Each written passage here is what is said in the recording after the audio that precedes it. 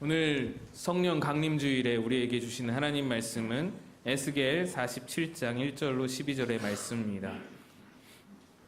에스겔서 47장 1절에서 12절까지의 말씀입니다. 우리 한 절씩 교독하겠습니다. 제가 먼저 읽습니다. 그가 나를 데리고 성전문에 이르시니 성전의 앞면이 동쪽을 향하였는데 그 문지방 밑에서 물이 나와 동쪽으로 흐르다가 성전 오른쪽 제단 남쪽으로 흘러내리더라. 걷길로 꺾여 동쪽을 향한 바깥문에 이르시기로 본즉 물이 그 오른쪽에서 스며 나오더라. 그 사람이 손에 줄을 잡고 동쪽으로 나아가며 천척을 측량한 후에 내게 그 물을 건너게 하시니 물이 발목에 오르더니 다시 천척을 측량하고 내게 물을 건너게 하시니 물이 무릎에 오고 다시 천척을 측량하고 내게 물을 건너게 하시니 물이 허리에 오르고 다시 천척을 측량하시니 물이 내가 건너지 못할 강이 된지라. 그 물이 가득하여 헤엄칠 만한 물이요 사람이 능히 건너지 못할 강이더라. 그가 내게 이르시되 인자야 내가 이것을 보았느냐 하시고 나를 인도하여 강가로 돌아가게 하시기로. 내가 돌아가니 강 좌우편에 나무가 심이 많더라. 그가 내게 이르시되 이 물이 동쪽으로 향하여 흘러 아라바로 내려가서 바다에 이르리니 이 흘러내리는 물로 그 바다의 물이 되살아나리라. 이 강물이 이르는 곳마다 번성하는 모든 생물이 살고 또 고기가 심히 많으리니 이 물이 흘러들어가므로 바닷물이 되살아나겠고 이 강이 이르는 각처에 모든 것이 살 것이며 또 이 강가에 어부가 살 것이니 엔게디에서부터 에네글라임까지 그물 치는 곳이 될 것이라. 그 고기가 각기 종류를 따라 큰 바다의 고기같이 심히 많으려니와 그 진펄과 개펄은 되살아나지 못하고 소금 땅이 될 것이며 강 좌우가에 있는 각종 먹을 과실나무가 자라서 그 잎이 시들지 아니하며 열매가 끊이지 아니하고 달마다 새 열매를 맺으리니 그 물이 성소를 통하여 나옴이라. 그 열매는 먹을 만하고 그 잎사귀는 약재료가 되리라. 아멘. 할렐루야. 오늘은 성령 강림 주일입니다. 성령의 충만하심이 우리 교회와 여러분 가정과 여러분 개인에게 넘치시기를 축복합니다. 오늘 성령 강림 주일이라서 오늘 에스겔의 환상을 통해서 마고 꿈꾸는 교회에 주시는 성령 강림절의 말씀을 증거하기를 원합니다. 에스겔은 바벨론에 의하여 남유다가 멸망될 시기 전후로 활동했던 선지자입니다. 예레미야 선지자와 동시대의 선지자인데 예레미야는 예루살렘에서 또 남유다에 남아있던 자들을 대상으로 하나님의 말씀을 선포했던 선지자라면 에스겔은 바벨론의 포로로 잡혀가서 바벨론에 잡혀온 남유다 백성들을 대상으로 하나님의 말씀을 선포했던 선지자였습니다. 오늘 읽으신 에스겔서는 이 에스겔의 예언들이 다 담겨있는 성경 말씀으로 예루살렘이 멸망하기 전까지 기록된 1장에서 32장까지는 남유다가 완전히 멸망할 것에 대한 심판의 말씀들이 기록되어 있고 33장부터 끝까지는 예루살렘이 다 멸망한 후에 기록된 것으로 하나님께서 이스라엘을 어떻게 회복하실지를 그 회복의 말씀이 담겨있는 말씀이 바로 33장부터 말씀입니다.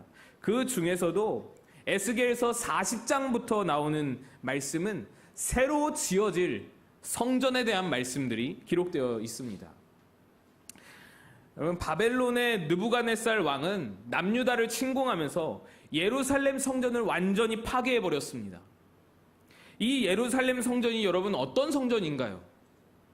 다윗 왕이 하나님께 허락을 받았습니다. 그죠? 성전 건축을 하나님께 허락을 받고 그 모든 재료를 다윗 왕이 준비해 두었다가 다윗 왕은 못 짓고 솔로몬 때에 완공된 그런 찬란하고 화려한 그런 제1성전, 남유다의 제1성전이 바로 솔로몬 성전입니다. 이 솔로몬 성전은 남유다 사람들에게는요, 민족의 심장이었습니다. 민족의 자존심이었습니다. 하나님께서 거처하시는 집이라고 생각했습니다. 단순한 신전의 개념을 넘어서 아브라함 때부터 이어져 내려오는 여호와 신앙에 대한 민족의 정체성이 담겨있는, 집결되어 담겨있는 장소가 바로 이 솔로몬 성전이었습니다. 그런데 그 성전이 무너져 버린 겁니다. 완전히 회파되어 버린 것입니다. 이 일로 인해서 남유다 모든 백성들은 절망했습니다. 낙담했습니다. 그런데요, 에스겔서에 보면은 이 성전이 무너지고 회파된 데에는 이유가 있다라고 기록하고 있습니다. 에스겔서 10장 18절 말씀을 한번 보겠습니다. 함께 읽습니다. 시작. 여호와의 영광이 성전 문지방을 떠나서 그룹들 위에 머무르니. 성전의 무너짐이 단순히 어떤 힘의 논리에 의해서, 전쟁에 의해서 패전하여서 그리 된 것이 아니었습니다. 다윗 때부터 이어져 내려오면서 500여 년간을 함께 하시던 하나님의 영광이 그 성전을 떠나시자마자 그 성전은, 그 중요한 솔로몬 성전은 무너져 버렸습니다. 그러니 여러분, 건물이 중요한 것이 아니라는 것을 우리가 알 수 있는 것이죠. 지금 예루살렘 성전을 무너뜨린 바벨론의 느부갓네살 왕보다 사실 더 크고 더 강대한 위협적인 그런 군사들이 수없이 몰려왔던 그런 예루살렘이었습니다. 이전에도 엄청난 군사들이 몰려왔던 예루살렘이었습니다. 그런데 하나님의 영광이 그 성전에 함께 하실 때에는 모든 것을 이겨낼 수 있었던 성전이었습니다. 그런데 하나님의 영광이 떠나자마자 와르르 무너져 내려버린 것입니다. 여러분, 바로 하나님의 영광이 성전 유지의 동력이었던 것입니다. 그렇다면 이 하나님의 영광이라는 말이 도대체 무슨 말일까요? 무슨 의미일까요? 하나님의 영광이라는 말은 그 말이 쓰이는 상황에 따라서 여러 가지 다른 의미를 가질 수가 있습니다. 그런데 오늘 에스겔서에서 나오는 상황에서의 하나님의 영광은 바로 하나님 그 자체의 영광을 말합니다. 이것은 표현은 영광이지만 사실상 여호와 하나님 자신과 동일한 의미로 사용되고 있습니다. 그러므로 하나님의 영광이다라는 말은요, 여기서는 하나님의 임재와 동일한 단어입니다. 하나님의 함께하심과 동일한 단어이고요, 신약적인 상황에서는 성령의 충만함과 동일한 단어라는 것입니다. 즉, 남유다 멸망 때에 솔로몬 성전에서 하나님의 영광이 떠나버렸다라는 것은 여호와 하나님께서 성전을 떠나가셨고 이제는 그 성전을 완전히 버리셨음을 의미한다라는 것입니다.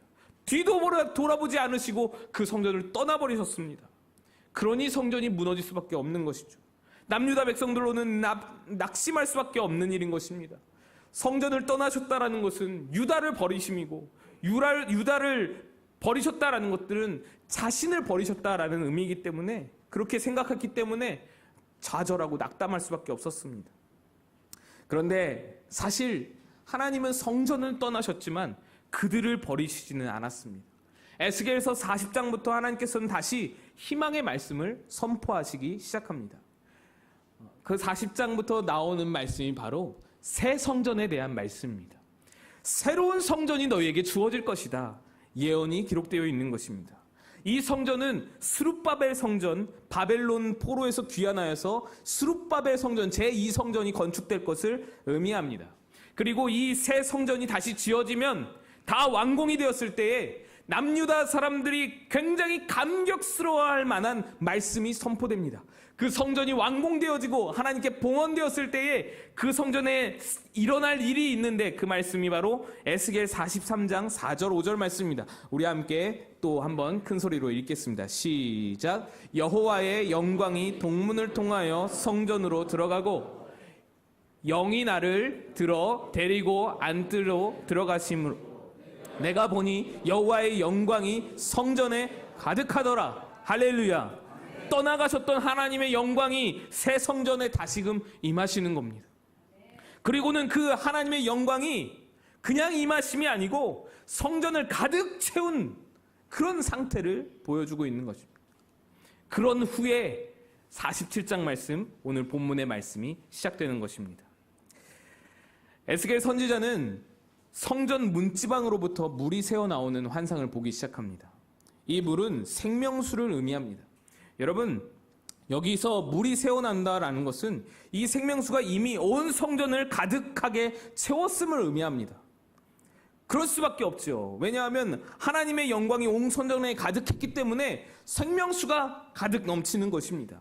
그런데요, 이 물이 심상치가 않습니다. 새로운 성전에서 스며나오는 이 생명수가 계속해서 흘러나오더니 성전으로부터 천척을 걸어나가 보니 물이 발목까지 오게 되었다라고 말하고 있습니다. 천척이라고 하였는데 번역을 척이라고 했지만 실제 측정 단위는 규빗입니다. 1000규빗을 말하는 것입니다. 규빗은 팔꿈치에서 중지까지의 길이를 말합니다. 약 45cm 정도 됩니다. 그래서 천척이다 말하면 약 500m 정도를 생각하시면 됩니다. 성전에서 물이 흘러나오는데 500m나 걸어갔습니다. 500m나 걸어갔는데 그곳에서 발목에 물이 차올랐다라는 거예요. 여러분, 물론 이게 실제가 아니라 환상이지만 수원지로부터 500m를 걸어 나왔는데 물이 발목까지 찬다? 그럼 보통 수돗물 틀어서는 이건 있을 수도 없는 일입니다. 어마어마한 물의 양이 지금 엄청난 물의 양이 쏟아지고 있다라는 것을 의미합니다. 500m 밖에서 발목에 차는 물이니까요. 엄청나게 물이 뿜어져 나오는 것을 말하는 겁니다. 그런데 여기서 멈추질 않죠. 다시 천척, 즉 성전으로부터 1000m 지점에 이르니까 물이 무릎에 이릅니다. 그리고 허리에 이르고 헤엄칠 만한 강이 되어서 바다로 들어간다라는 것입니다. 이 물의 양이 어마어마하다는 것을 말씀하는 것입니다. 물의 양이 엄청나다는 것은 이미 성전을 가득 채웠다라는 것이죠. 그런데 단순히 물의 양만 넘쳐나는 것이 아닙니다. 이 물은 생명수라고 말씀드렸습니다. 오늘 본문에 의하면 이 성전에서 흘러나오는 생명수가 흐르고 흘러서 닿는 곳마다 죽었던 땅이 살아납니다. 죽었던 생명이 소생하게 됩니다. 말랐던 나무가 되살아나고 나무에는 각종 열매가 맺히게 되고 나중에는 큰 강을 이루어서 그곳에 심이 많은 물고기들이 모이게 된다, 살아가게 된다라는 것을 말씀합니다. 그로 인해 이 물에 어부가 몰려들게 되고요. 이 강에 수많은 어부가 그물을 치고 배를 띄우게 되고요. 심지어는 이 강물이 아라바라는 지역의 바다로 흘러들어가는데 그 바다는 완전히 죽었던 바다였고 이 물이 닿자마자 완전히 죽었던 바다가 되살아날 것을 예언하고 있습니다. 그리고 이 죽었던 바다는 여러분 잘 아시는 사해바다를 의미합니다. 사해바다가 살아나는 것입니다. 사해바다같이 생명이 없는 그 땅에 그 물에 생기가 움돋기 시작한다라는 것입니다. 어떤 물이 임할 때에 성전으로부터 나오는 그 생명수가 닿을 때에 여러분 바로 이 말씀입니다. 이 생명수는 그 양도 어마어마하여 바다를 이룰 뿐 아니라 능력도 굉장해서 다 죽었던 사해바다마저도 살려내는 것입니다. 그런데 여러분, 이 모든 일의 근원이 무엇인가요? 이렇게 생명수가 뿜어져 나올 수 있었던 동력이 무엇입니까? 좀 전에 읽었던 43장 5절의 말씀. 여호와의 영광이 성전에 가득하더라. 바로 이것입니다. 여호와의 영광이 성전에서 떠나가니 성전이 무너져 버렸고 여호와의 영광이 성전에 가득하였더니 성전에서 물이 생명수가 어마어마한 양의 생명수가 뿜어져 나오는 것입니다. 여러분, 우리가 성령으로 충만한 교회가 되어야 할 이유가 바로 여기에 있습니다. 하나님의 영광이 가득하였더니 생명수가 영향력이 능력이 뿜어져 나온다라는 것입니다. 여러분, 교회의 능력, 교회의 세상을 향하는 영향력이 바로 여기에 있습니다. 하나님의 영광이 가득한 상태, 바로 성령으로 충만한 교회입니다. 그래서 교회가 세상을 향하는 모든 일들을, 모든 세상을 향하는 어떠한 사역들을 감당하기 위해서는 반드시 먼저 선행되어야 할 것이 있는데 바로 성령 충만함입니다. 그리고 교회가 성령으로 충만해야 한다면 그것은 바로 우리 개개인이 성령으로 충만해야 함을 의미합니다. 마가복음 14장 3절에서 6절을 말씀해 보면 향유 옥합의 여인의 이야기가 나옵니다. 제가 한번 읽어보겠습니다. 예수께서 베다니 나병 환자 시몬의 집에서 식사하실 때에 한 여자가 매우 값진 향유 곧 순전한 나드 한 옥합을 가지고 와서 그 옥합을 깨뜨려 예수의 머리에 부으니 어떤 사람들이 화를 내어 서로 말하되 어찌하여 이 향유를 허비하는가? 이 향유를 300데나리온 이상에 팔아 가난한 자들에게 줄 수 있었겠도다 하며 그 여자를 책망하는지라. 예수께서 이르시되 가만두라. 너희가 어찌하여 그를 괴롭게 하느냐? 그가 내게 좋은 일을 하였느니라. 향유 옥합을 부은 이 여인은 예수님께서 칭찬하시고 인정하신 여인입니다. 그가 내게 좋은 일을 하였다고 말씀하십니다. 그런데 어떤 사람들은 이 여인의 행동을 보면서 버럭 화를 냅니다. 어찌하여 이 향유를 허비하는가? 이 향유를 300데나리온 이상에 팔아서 가난한 자들에게 줄 수 있었겠도다. 여러분, 저는 이 말씀을 보면서 깊이 깨달았습니다. 저는 구제라면 무조건 좋은 것이라고 생각했습니다. 그런데 그렇지 않은 경우가 있다라는 겁니다. 봉사라면 무조건 좋은 것이고 선한 것이라고 생각했습니다. 그런데 그렇지 않을 수도 있다라는 것을 깨닫게 되었습니다. 여러분, 향유 옥합을 붓는 여인과 그 옥합으로 가난한 자를 구제하기를 원하는 사람, 이 둘 중에 누가 과연 성령 안에서 행하는 자인가? 여러분, 어떻게 판단하십니까? 우리는 옳게 판단할 수 없을지 몰라도 예수님은 정확히 판단하시는 것입니다. 예수님이 그 여인을 향하여서 말씀합니다. 그가 내게 좋은 일을 하였도다. 구제가 좋은 것이지만, 봉사가 선한 것이지만 우리에게 구제보다 봉사보다 선행되어야 할 것이 분명히 있다라는 것을 의미합니다. 여러분, 성령으로 먼저 채움을 받지 않은 봉사는 곧 미천을 드러낼 수밖에 없습니다. 바닥을 긁게 됩니다. 성령으로 채움받지 않은 구제나 선행은 자기 의를 드러내는 것밖에는 될 수가 없는 것입니다. 그것은 큰 영향력도 없을 뿐 아니라 오래 갈 수도 없고 잠시 잠깐 동안 자기 의를 나타내다가 이내 지칠 수밖에 없고 나가 떨어질 수밖에 없는 것입니다. 왜요? 그건 내 힘으로 하는 것이고 내 힘에는 한계가 있기 때문입니다. 성령 충만함이 없는 봉사, 성령 충만함이 없는 사역, 성령 충만함이 없는 선교, 그 외에 어떠한 영적이고 의로운 행위라도 먼저 하나님의 영광으로 우리가 충만하지 않으면 그 일을 행하는 자나 받는 대상이나 모두에게 전혀 유익이 되지 않는다라는 것입니다. 그래서 여러분, 선교도 봉사도 구제도 섬김도 먼저 내가 성령으로 충만하고 하나님께서 내 안에 거하시고 하나님의 영광이 내 안에 머물고 예수님과의 관계를 정립하고서 이루어져야 하는 것이 맞는 일입니다. 43장에 여호와의 영광이 성전에 가득하더라. 그리고 나서 47장의 생명수가 흘러가는 것, 이것이 순서라는 것입니다. 먼저 성령으로 충만한 우리 교회와 모든 성도 다 되시기를 축복합니다. 여호와의 영광이 성전에 가득하였더니 이제 문지방 밑으로 물이 흘러가기 시작했습니다. 물은요, 고이면 썩습니다. 물은 흘러야 삽니다. 오늘 성전 문지방에서 흐르는 물을 살펴보면 누군가가 억지로 퍼내는 그런 물이 아닙니다. 자연적으로 계속해서 뿜어져 나오는 물입니다. 여러분, 여호와의 영광이 성전에 가득하게 되면 생명수는 누가 억지로 퍼내서가 아니라 누가 억지로 양수기로 막 물을 끌어올려서가 아니라 자연적으로 가만히 있는데 문지방 밑으로 성전 밖으로 뿜어져 나오는 것이 생명수입니다. 여러분, 여호와의 영광이 가득하면 이것은 당연한 형상이라는 것입니다. 자연적인 현상이라는 것입니다. 교회가 건강하면, 나 개인이 건강하면, 물이 가득 채워지면 넘쳐나게 돼 있는 것입니다. 그릇이 온전한 상태이면 물이 채워지면 넘쳐나는 것입니다. 수도꼭지에 호스를 연결하여서 물을 틀면 호스 끝에 물이 뿜어져 나옵니다. 제가 이 화분들에 물을 주다가 옷을 적신 일이 몇 번 있습니다. 왜 그랬냐면 물을 확 틀었더니 호스가 막 춤을 추는 거예요. 물의 수압을 이기지 못하고 난리를 치면서 막 춤을 추는 건.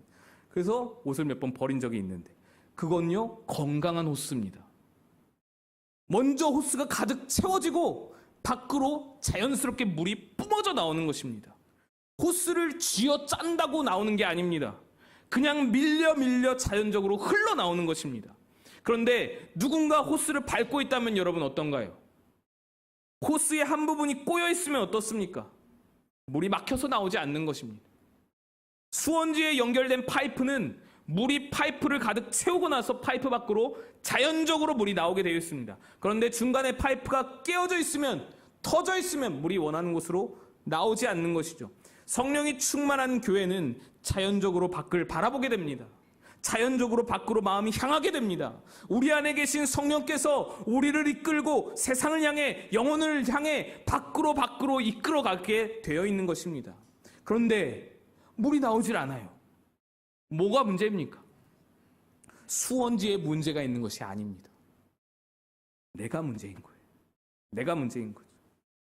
아무리 하나님께서 나에게 공급하여 주셔도 내가 탐욕으로, 내가 욕심으로 내 삶의 문제에 매여서 호스만 바라보면, 내 상황만 바라보면 호스가 꼬이고 막히게 됩니다. 수많은 생명을 살릴 수 있는 이 생명수가 아무것도 못하고 내 안에서 썩게 되는 것입니다. 물은 고이면 썩습니다. 물은 흘러야 삽니다. 호스가 꼬여버리면 당연히 물이 호스를 채울 수 없습니다. 호스가 꼬여있는데 어떻게 물이 호스를 가득 채울 수 있을까요? 파이프가 터져버리면 물은 파이프도 채우질 못하는 것입니다. 나의 시선이 나에게만 향하여 고정되어 있어 하나님도 이웃도 아무것도 바라보지 못하고 꼬여있으면, 터져있으면 그것이 바로 하나님의 성령이 충만하지 못한 상태, 꼬여있기에 성령이 나를 채울 수 없고 터져있기에 하나님의 영광이 가득할 수 없는 상태, 그래서 생명수도 못도 시작될 수 없는 상태인 것입니다. 여러분, 하나님을 향하여서 열려진 마음을 가지시기를 축복합니다. 꼬여진 호스를 풀어야 하는 것입니다. 터진 파이프를 떼어야 하는 것입니다. 하나님을 바라볼 수 있는 마음, 열려진 마음, 이웃을 향한 마음을 품을 수 있는 마음, 그 열려진 마음을 우리가 회복해야 성령께서 나를 가득 채우고 그 생명수가 흘러갈 수 있는 것입니다. 저는요, 오늘 이 본문의 말씀이 우리 마고 꿈꾸는 교회에 딱 맞는, 우리 마고 꿈꾸는 교회를 향한 말씀이라는 것을 믿어 의심치 않습니다. 제가 말씀 준비하면서 얼마나 감동을 받았는지 모릅니다. 에스겔이 보았던 이 성전과 이 생명수의 환상이 우리 교회에서 실제가 될 것을 믿어 의심치 않습니다. 지난 5월 5일 어린이날 즈음에서 우리 교육부에서 우리 교회 아이들에게 줄 어린이날 선물을 위해서 준비된 예산, 어린이 주일에 아이들한테 선물 줄 예산으로 캄보디아에 보내면 어떠냐는 의견을 제가 들었습니다. 그 의견의 그 배경이 되는 그 캄보디아 선교사님의 사역을 잠깐 말씀드리면, 이 선교사님은 봉천동 꿈꾸는 교회에서 2016년도에 이 꿈꾸는 교회에서 부목사님 한 분을 캄보디아로 파송 선교사로 파송하셨습니다. 그 선교사님이 시작하신 사역은 지역 아동 돌봄 센터였습니다. 제가 청년들을 데리고 16년부터 18년까지 3차례에 걸쳐서 단기 선교를 다녀와서 많은 것을 보고 느꼈어요. 이 지역 아동 돌봄 센터는 굉장히 특별합니다. 캄보디아는 현재 최빈국이라는 오명을 쓰고 있습니다. 국제연합무역개발협의회의 보고에 따르면 2025년까지도 이 최빈국의 불명예를 벗어날 수 없을 것으로 예측하고 있습니다. 그 정도로 어려운 나라가 캄보디아입니다. 그런데 최근 수도 프놈펜에서 그나마 개발의 바람이 많이 불면서 공장이 많이 들어서고 있고요. 수많은 젊은이들과 수많은 젊은 부부들이 이 공장의 노동자로 일하게 되었습니다. 그런데 그것까지는 좋은 일인데 문제는 이 젊은 부부들의 자녀들입니다. 할아버지 할머니가 여유가 되는 집은 아이들을 조부모 집에 맡겨두고 그렇게 부모는 일을 나갑니다. 그런데 그마저도 여유가 안 되는 집들이 있잖아요. 그런 경우에는 한 평 남짓한 그런 방 안에 아이를 가둬두고 문을 걸어 잠그고 일을 나가는 겁니다. 강아지처럼 아이를 묶어두고 일을 나가는 경우도 있다라는 것입니다. 선교사님께서 그것이 너무너무 안타까워서 이 아동 돌봄센터를 시작했습니다. 문을 열자마자 아이들이 물밀듯이 막 몰려오는 거예요. 감당할 수 없을 정도로. 처음에는 무료로 오픈했더니 너무너무 아이들이 많이 몰려와서 제가 기억하기로는 5달러인지 2달러인지를 받고 한 달에 2달러인가를 받고 아이들을 받기 시작했습니다. 지금 낮에는 40명, 50명이 모이고요. 저녁에도 20명 정도의 고학년 아이들이 모여서 공부방을 하고 있습니다. 그렇게 아이들을 매일매일 같이 돌보는 시설이 된 거예요. 그래서 우리 교육부에서 그것을 어떻게 아시고 교육부에서 그 아이들에게 돈을 모아서 선물을 보내줬어요. 우리 아이들은 여기저기서 선물을 많이 받을 테니까 할아버지가 주시고 엄마 아빠가 주시고 여기서 받을 텐데 이 예산을 진짜 필요한 곳에 쓰자라고 생각해서 캄보디아 아이들에게 쓰기로 한 거예요. 너무 감사했죠. 저는 너무너무 감사했어요. 그런데 지난 주 중에 선교사님께로부터 답장이 왔어요. 여러 가지 사진과 동영상과 함께 사진을 좀 보여주시죠. 아이들이 이걸 받았어요. 여러분 보시기에는 이 아이들이 벌 서는 것처럼 보이시겠지만 굉장히 기뻐하는 모습입니다. 60명의 아이들에게 학용품과 과자와 노트와 뭐 그런 것들을 저렇게 패킹해서 다 나눠주신 거예요. 우리 아이들은 거들떠도 안 보는 이것들이에요. 제가 우리 아들들한테 이런 거 받으면 어떠냐, 교회에서 이런 거 받으면 어떠냐라고 말했더니 아들들이 이렇게 반응합니다. 많은 의미가 담겨 있는 것이죠. 근데 이 아이들은 이날 이 선물을 만지고 쓰다듬고 냄새 맡고 필통을 열었다 닫았다 하고 연필을 넣었다 뺐다 하면서 수업이 진행이 안 될 정도로 기뻐했다라는 것입니다. 여러분, 그런데 우리 교육부가 이 일을 위해 보낸 돈이 얼마인 줄 아세요? 돈의 액수가 뭐 중요한 것은 아니지만 20만 원입니다. 60명이 20만 원으로 이렇게 행복해하는 거예요. 선교사님께서 너무너무 감사하다고 꼭 전해달라고 부탁하셨습니다. 여러분, 제가 이 일을 통해서 또 오늘 말씀을 묵상하면서 하나님께서 제게 주신 말씀이 있습니다. 오늘 말씀에 처음에는 문지방에서 물이 새어나오다가 좀 더 멀리 가보니 발목에 차고 무릎에 이르고 헤엄칠 만한 큰 강이 되었다고 말씀하고 있죠. 이것은 거리의 의미이기도 하지만 시간의 의미이기도 합니다. 처음에는 별 볼 일 없는 쫄쫄 흐르는 물줄기가 새어나옵니다. 그런데 나중에는 창대한 강과 같이 큰 바다를 이루는 것입니다. 여러분, 무엇이 그렇게 만드나요?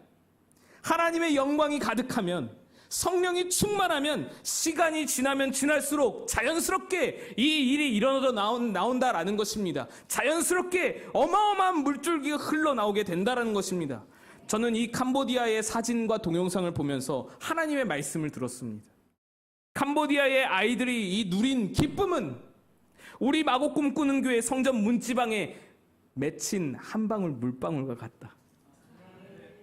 이제 너희가 끊임없이 하나님의 영광으로 가득하기만 하면, 너희의 호스가 터지거나 꼬이지 않고 성령으로 충만하여서 너희 안에 그 기쁨이 가득하기만 하면, 영광이 떠나지 않고 계속되는 그런 교회가 되기만 한다면, 이제 이 작은 물방울이 물줄기가 될 것이고, 그 물줄기가 큰 강을 이루어서 수많은 영혼을 살리고 세우는 생명수가 너희로부터 흘러가게 될 것이다. 제가 받은 말씀인 이것입니다. 여러분, 이 비전을 다 같이 함께 품는 우리 마곡 꿈꾸는 교회 모든 성도들이 다 되시기를 소망합니다. 성령으로 충만하신 우리 공동체 되기를 축복합니다. 함께 기도하겠습니다. 하나님 아버지, 오늘 이 성령 강림절에 우리의 마음이 주의 영으로 충만하기를 간절히 소망합니다. 성령으로 충만하여서 성령으로 하나님께서 부어주시는 일들을 감당하는 마곡 꿈꾸는 교회가 되기를 소망합니다. 우리의 힘이 아닌 하나님의 힘으로, 우리의 능력이 아닌 성령의 충만함으로 이 모든 사역들을 감당하는 마곡 꿈꾸는 교회가 되게 도와주시옵소서. 나도 성령으로 충만하여 능력 있는 삶을 살아가는 하나님의 사람 되게 하여 주시옵소서. 우리 기도하며 나아가겠습니다. 하나님 아버지, 하나님의 영광이 떠났더니 성전이 무너지고, 하나님의 영광이 가득하였더니 성전으로부터 물이 흘러나왔습니다. 하나님, 오늘 우리가 성령으로 충만한 공동체 되기를 소망합니다. 성령으로 충만한 하나님의 백성들 되기를 소망합니다. 우리의 인생들이 성령으로 충만하여서 그 일을 이루고 하나님의 사명을 이루고 하나님의 사역을 감당하는 하나님의 사람들, 백성들 다 될 수 있도록 허락하여 주시옵소서. 주님께 맡겨드립니다. 의탁드립니다. 우리는 부족하고 연약하나 주의 영으로 충만할 때 이 일을 이루시는 하나님을 보게 될 줄로 믿습니다. 주여, 하나님 함께하여 주시옵소서. 인도하여 주시옵소서. 하나님께 의탁드립니다. 예수님 이름으로 기도합니다.